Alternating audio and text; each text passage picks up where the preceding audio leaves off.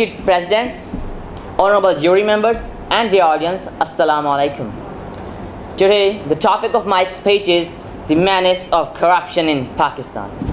The audience, corruption is that unlawful activity which apparently provides ease and comfort to its practitioners by usurping the rights of others and by violating rules and regulations. While the result is contrary to it, it promotes criminality, exploitation, oppression, extremism, terrorism, chaos, and anarchy. Mr. President, corruption is that termite which hollows out the basis of any nation. Corruption is that pollutant which pollutes the spotless environment of the nation.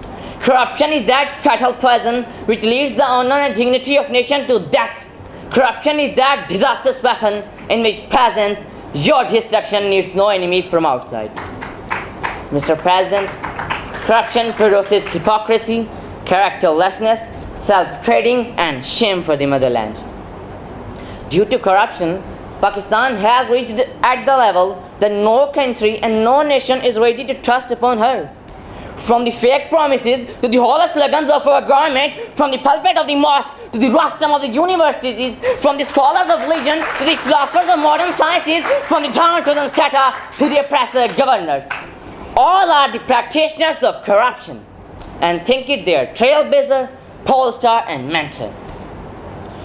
We are breathing in that society where police and witness are for sale, where parliament and senate are for sale, where democracy and leaders are for sale, where pen and paper, creed and credence, even dogmas and doctrines are the things for sale, and above all, the acting element is that the rate is too cheap that the whole community and towns can be purchased in just exchange of the sale permit of sugarcane. Everyone is calling out loudly, "Come, come, make a bitch of me. Come, come, make a deal of me. Come and make a deal of my character, my dignity, my pen, my words, my vision, even of my nation. But don't call me a corrupt and don't declare me an inept." Mr. President, corruption is a virus.